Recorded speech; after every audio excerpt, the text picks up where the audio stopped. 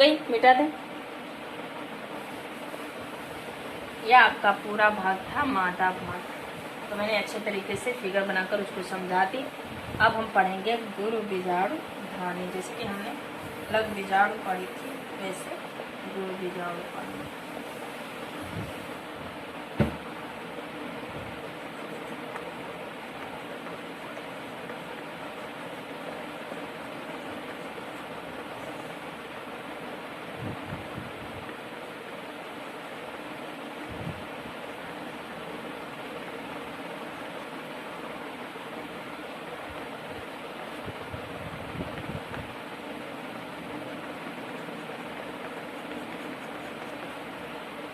गुरु बीजाणुधानी यानी मेगास्पोरेंजिस, मेगास्पोरोन हो गई। गुरु बीजाणुधानी मेगास्पोरोजेनेसिस, ये हो गई। अब यही जो हमने फिगर बनाई थी अभी,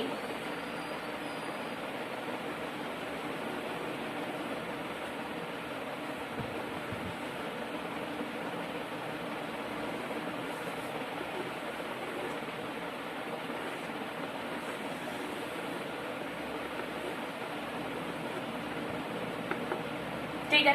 ये आपका क्या है, ये आपका क्या है, जयांक है। फिगर तो आपको माइंड में बैठ ही गई होगी, क्योंकि मैंने पहले समझा दी थी उसको अच्छे से। तो ये आपका था बीजाणु, यानी ये आपका क्या है, वर्तिकाग्र।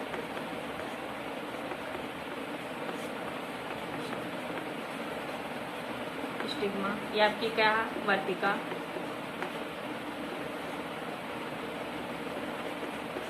स्टाइल,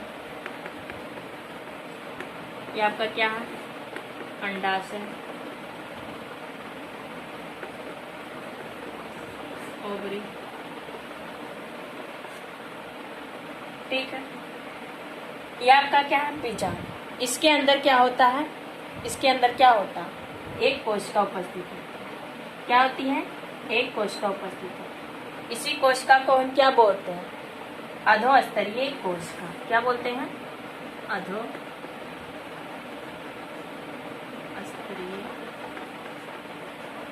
कोशिका।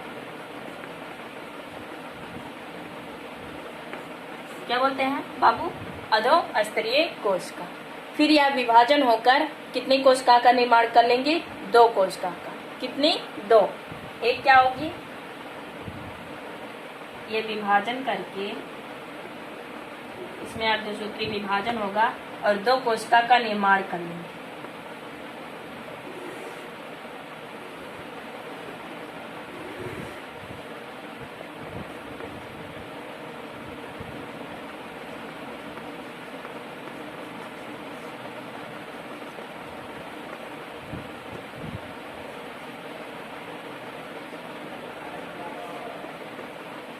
ठीक है।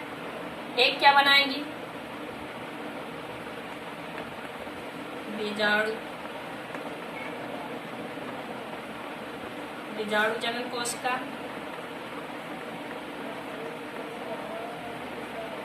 एक बनाएंगी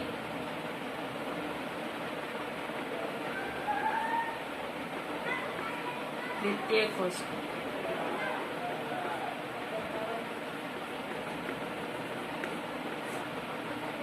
ठीक है, इतनी बात क्लियर। गुरु बीजाणु धानी, गुरु बीजाणु जनन क्या होती है, ठीक है, वो हम पढ़ेंगे। गुरु बीजाणु जनन क्या होती है वो हम पढ़ेंगे। यहाँ पर नहीं लिखी है जनन ना, यहाँ होगा जनन। गुरु बीजाणु जनन क्या होती है, देखिए कि जयांक के 3 भाग, वर्तिकाग्र, वर्तिका और अंडाशय। उसी के बीच में एक बीजांड उपस्थित होते हैं। उसी बीजांड के अंदर एक कोशिका होगी, जिसे हम क्या कहेंगे, अधोस्तरीय कोशिका। जब अधोस्तरीय कोशिका में अर्धसूत्री विभाजन होगा तो कितने कोशिका का निर्माण कर लेंगे, दो कोशिका का निर्माण कर लेंगे, यानी एक बीजाणु जनन कोशिका, एक। तो इसमें क्या हुआ कि इसमें अर्धसूत्री विभाजन हुआ और बीजाणु जनन भित्तीय और कोशिका का निर्माण, यानी भित्तीय कोशिका का निर्माण किए। ठीक है, तो अब क्या होगा, यानी मैं कहना ये चाहती हूँ कि बीजांड के अंदर एक अधोस्तरीय कोशिका पाई जाती है, मान लो पाई जाती है, मानो मतलब कि होती है, जिसे हम क्या कहते हैं, अधोस्तरीय कोशिका कहते हैं। इसमें अर्धसूत्री विभाजन होता है और दो कोशिकाओं का निर्माण कर लेता है। एक का नाम बीजाणुजनन कोशिका, एक का नाम वित्तीय कोशिका होती है। इतनी बात क्लियर। उसके बाद हम देखेंगे कि क्या, अब ये इतनी बात क्लियर हो गई, अब क्या होगा, ये इतनी बात क्लियर। अब होगा आपका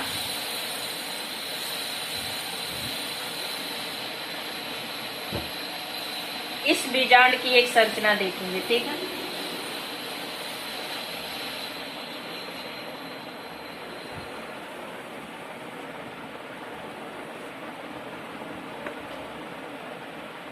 ये जो आपका वित्तीय कोशिका होगा वो तो उसमें कोई परिवर्तन नहीं होगी, यानी उसमें कोई चेंजेस हो जैसे वैसे ही रहेगा, इसमें कोई चेंजेस नहीं होंगी। लेकिन जो आपका बीजाणु जनन कोशिका होगा उसमें क्या होगी, वो कितने कोशिकाओं का निर्माण, विभाजन होकर कितने कोशिकाओं का निर्माण कर लेगा, 2। क्या कर लेगा, 2।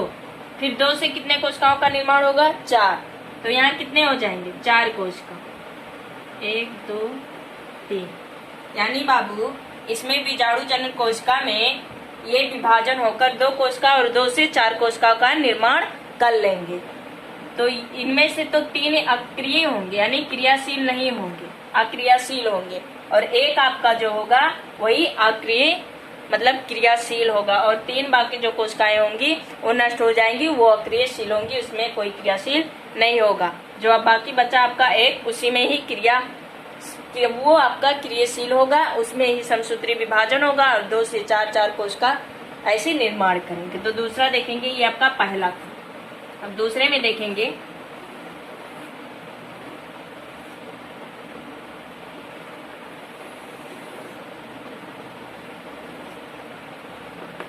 ये कोशिका, इस कोशिका में क्या होंगी, समसूत्री विभाजन होगी, और समसूत्री विभाजन होकर कितने कोशिकाओं का निर्माण कर लेंगी, 2।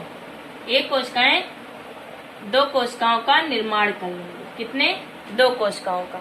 फिर इसमें समसूत्री विभाजन होगा, फिर इसमें समसूत्री विभाजन होगा, और ये 2 कितने, ये कोशिका 2 कोशिकाओं का निर्माण कर लेगी, कितने, 2। फिर 2 से कितने होंगे, 4 होंगे, फिर समसूत्री विभाजन होगा और 4 कोशिका का निर्माण कर लेगी, ठीक है। इतनी बात क्लियर। फिर तीसरे स्टेप में आप देखेंगे,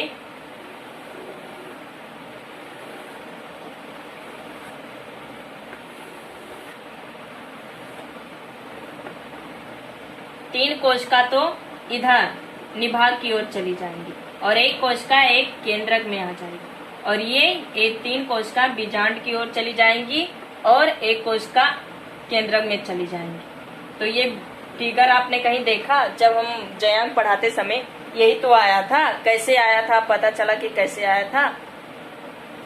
यह आपका द्वितीय केंद्रक था और यह आपकी प्रतिमुख जो कोशिका थी वहां पर हमने बनाया। फिर बाद में कहा था कि बाद में हम अच्छे तरीके से डिटेल में पढ़ेंगे, बताई थी कि नहीं बताई थी। अब यही आपको समझ में आया कि वो वाला कोशिका कहाँ से आई थी, यहाँ से आई थी। तो आई होप आशा करती हूँ आपको समझ में आया होगा, ठीक है। तो चलिए स्टार्ट करते हैं। फिर से एक बार और समझा दे रही हूँ, क्योंकि कोई भी टॉपिक हम पढ़ाते हैं तो एक बार नहीं, उसको 2-3 बार समझाते हैं जब तक वो क्लियर ना हो जाए अच्छे तरीके से, ठीक है। तो चलिए स्टार्ट करते हैं कि मैंने एक जयांक लिया, उसके मध्य में बीजांड पाई जाती है, आपको पता होगा। उस बीजांड के अंदर एक कोशिका होती है जिसे हम क्या कहते हैं, अधोस्तरीय कोशिका कहते हैं। ध्यान से देखना, उस बीजांड के अंदर एक कोशिका पाई जाती है जिसे अधोस्तरीय कोशिका कहते हैं, ठीक है। इसी अधोस्तरीय कोशिका में अर्धसूत्री विभाजन होता है, और जब अर्धसूत्री विभाजन होगा तो यह 2 कोशिका का निर्माण कर लेती है। क्या कर लेती है मेरे बाबू, 2 कोशिका का निर्माण कर लेती है। एक का नाम बीजाणु जनन कोशिका, एक का वित्तीय कोशिका। ये दोनों कंफर्म हो गई कि 2 कोशिका का निर्माण हुआ। फिर उसको हम बीजांड, सिर्फ बीजांड को लिए निकाल कर जयांक से उसको बीजांड, उसका सिर्फ बीजांड लिए। इस बीजांड के अंदर जो वित्तीय कोशिका होंगी उसमें कोई परिवर्तन नहीं होगा, ठीक है, वो जैसे है वैसा रहेगा। फिर उसके बाद पू बीजाणु कोशिका जो होती है उसमें समसूत्री विभाजन होती है और एक कोशिका से दो से 4 कोशिका का निर्माण कर लेती है, जिनमें से 3 अक्रियशील कोशिका होगी और 1 क्रियाशील कोशिका होगी। इतनी बात क्लियर। जो आपका क्रियाशील कोशिका होगी उसमें बाद में अर्धसूत्री, उसमें भी कौन सा समसूत्री विभाजन होगा और कितने कोशिकाओं का निर्माण कर लेगी? 2। फिर यही कोशिका एक यहाँ पर 2 कोशिका, वही 2 कोशिका निर्माण करके कितने कोशिकाओं का निर्माण कर लेगी? 4 कोशिकाओं का। ठीक है। फिर 4 से 8 कोशिकाओं का, जिनमें से 8 कोशिका आपके दिखाई दे रहे हैं, 4 उधर 4 इधर, जिनमें से 3 तो निभाग की ओर लग जाती है जिसे प्रतिविमुख कोशिका कहते हैं। ठीक है। उसके और 1 कोशिका केंद्र में चली जाती है और जो यहाँ है, यहाँ 3 कोशिका आपको 4 कोशिका दिखाई रही है, 3 कहाँ चली जाती है? बीजांड द्वार की तरफ आ जाती है और 1 कोशिका इस कोशिका से जाकर ज्वाइंट हो जाती है।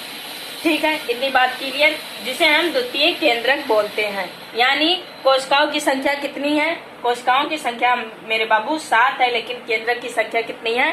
8 है। ये हमेशा इम्पोर्टेंट होती है, हमेशा पूछी जाती है। इसको याद रखना कि बीजांड में कोशिकाओं की संख्या 7 होती है, लेकिन केंद्रक की संख्या 8 होती है। ठीक है। तो ये आपका पूरा था गुरु बीजाणु जनन। ये आपका पूरा पोर्शन क्या था? गुरु बीजाणु जनन। ठीक है। और नोट्स की टेंशन मत लीजिए, नोट्स की टेंशन मत लीजिए। मैं अच्छे तरीके से उसको नोट्स बनाकर पीडीएफ में डाल दूंगी। आपको यहाँ जो समझाया जा रहा है उसको आप समझिए कि क्या, कहाँ से, कैसे आया। और जो आपका नोट्स बनाना रहेगा मैं पीडीएफ में डालूंगी, उससे आप नोट्स बनाकर अच्छे तरीके से पढ़ाई करिए। सिर्फ नोट ही डाल दूंगी तो समझाएगा कौन? यहाँ समझाया जा रहा, वहाँ नोट्स आपको पीडीएफ में डाल देंगे। तो जो समझाया जा रहा, आशा करती हूँ आपको अच्छे तरीके से समझ में आ रहा होगा। मैंने एक बार नहीं, दो नहीं 3 बार समझाती हूँ, जब तक कि अच्छे से आपको क्लियर ना हो जाए। यदि फिर भी हमसे कोई गलती हो जा रही है तो प्लीज़ कमेंट में लिखकर बता दीजिए कि यहाँ पर आप समझाने की गलती कर रहे हैं। और हाँ, इसके पहले वाले जब हम पढ़ रहे थे नरभाग, तो वहाँ हम नरभाग बोल रही थी, लेकिन लिखी क्या थी वहाँ? मिस्टेक उसके लिए सॉरी हो गई थी कि वहाँ लिखी थी मादा भाग, पुमंग के बगल में लिखी थी मादा भाग, लेकिन मैं बोल रही थी नरभाग, गलती से मैंने मादा भाग लिख दिया था। तो उसको आप सही कर लोगे, क्योंकि पुमंग आपका पुष्प का क्या होता है? नर भाग होता है, जयांग आपका मादा भाग।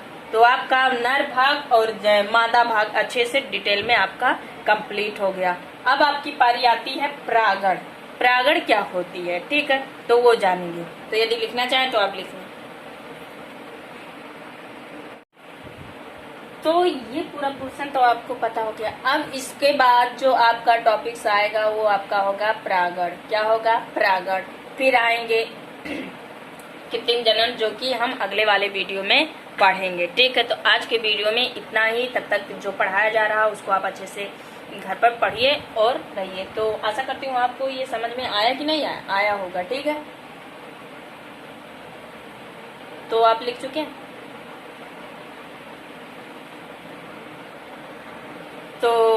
तो वीडियो में आज इतना ही। उसके बाद कल मिलेंगे अगले वीडियो में बहुत ही मजेदार प्रागण के साथ पढ़ेंगे। तब तक आप जो पढ़ाया गया उसको अच्छे से पढ़ाई करिए। ठीक है। तो तब तक के लिए टाटा बाय बाय। आप अच्छे से रहिए, घर पर रहिए, स्वस्थ रहिए, मस्त रहिए और अच्छे तरीके से पढ़ते रहिए। तो जय हिंद, जय हिंद।